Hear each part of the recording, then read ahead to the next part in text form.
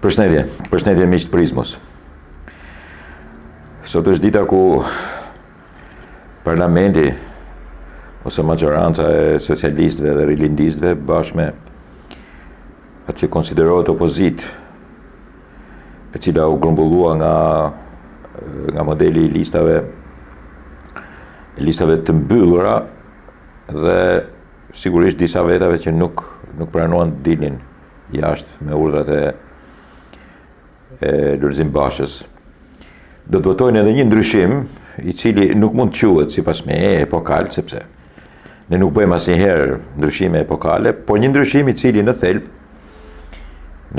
çon përpara, edhe pse me interesa meskine, me interesa të shëmtuara si zakonisht demokracinë në Shqipëri. E para, një farë mënyrë pranon ashtu edhe me një lloj gjysmë friksimi listat e hapura. Si zakonisht një njeri si Edi Rama nuk i bën hapat e plot. Do që këto listat dhe ti komandoj. Pra dhe i hap listat edhe nuk i hap. Përdor këto makiavelizmat e 30% grave, kështu marrëziras që kanë konceptin e përdorimit gjithmonë të gruas edhe të femrës, tipike e tij, edhe për të marrë në kontroll një sasi njerëzish në listë. Por një farë mënyre këto ndryshime ndryshojnë raportin, dhe kjo është e rëndësishme, ndryshojnë raportin e koalicioneve, ose perversitetin më të madh që ka politika shqiptare, për të mos njohur asnjëherë realisht se kush janë përqindjet e vërteta të votimit për partinë e cila do që të dalë në tregun politik. Gjithmonë kulisat e koalicioneve nuk kanë dhënë në fushpamjen politike shqiptare në publik se kush është përqindja reale.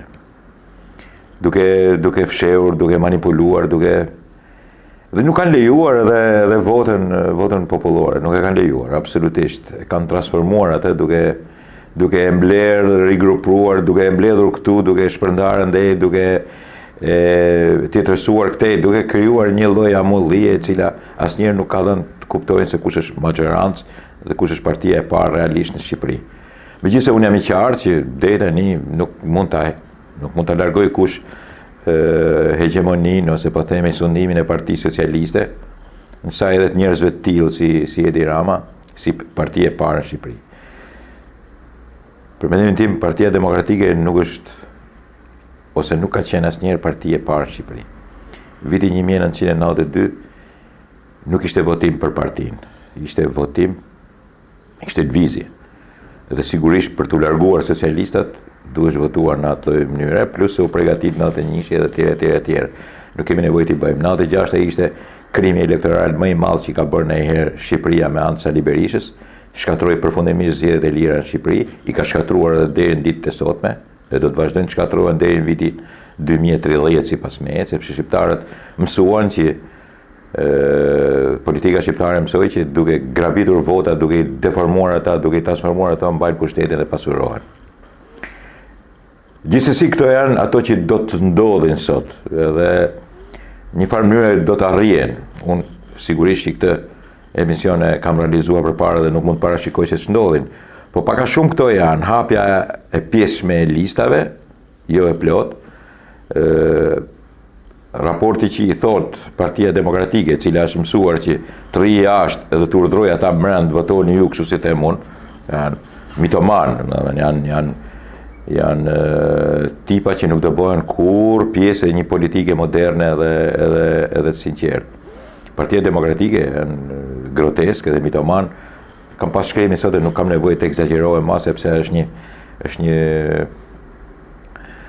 humbje kohe dhe njëkohësisht pastaj vjen për të vjellë kur mendon se në duar të kujt dhe në dorën e cilit, përkatësisht cilit, mund të bjerë ky vend duke ikur bjefjala nga dora tashmë e njohur edhe e kuptuar edhe e këtyre rilindicave, këtyre grabicëve me vula dhe firma që nuk i ka parë ndonjëherë historia më grabica se sa kaq.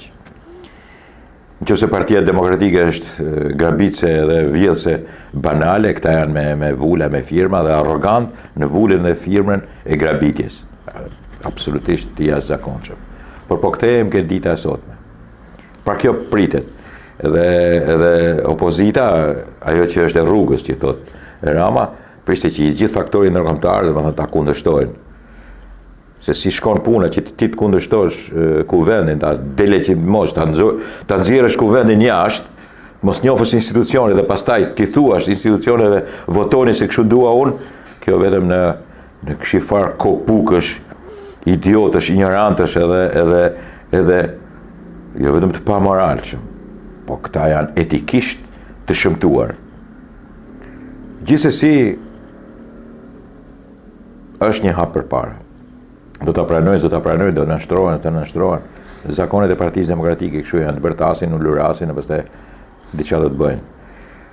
Problemi është se edhe me lista pjesërisht hapura, prap diçka merret vesh.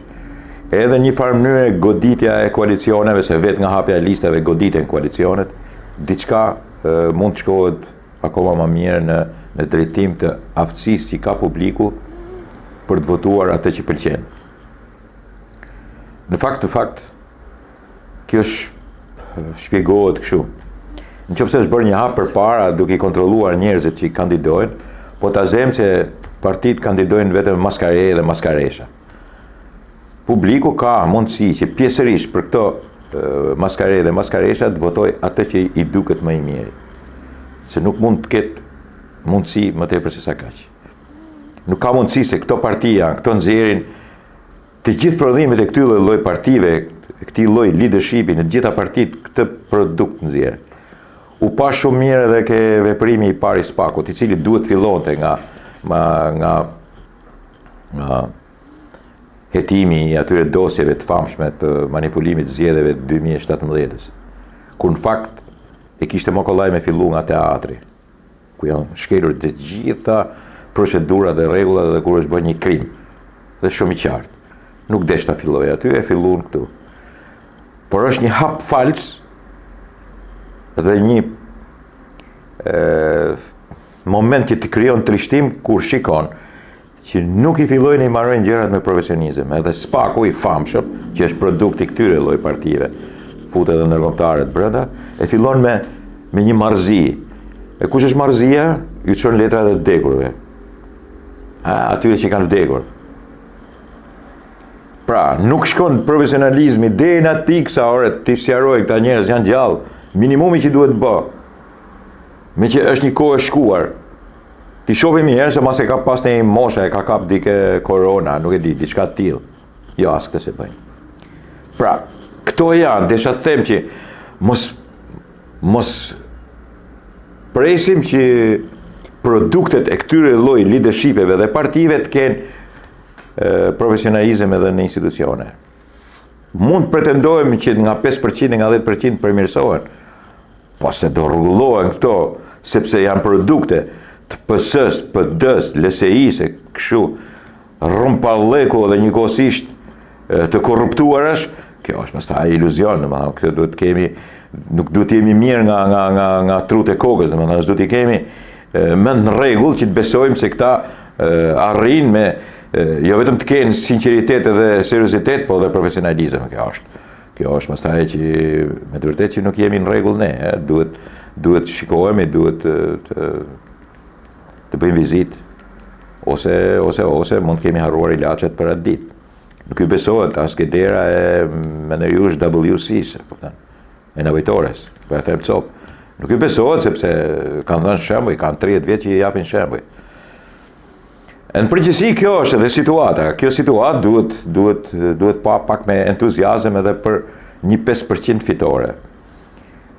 Nuk i besoj fare as Edi Ramës, as partisë tij, sidomos Rilindis, por nuk i besoj as këtyre dementëve, mitomanëve që janë në opozitë.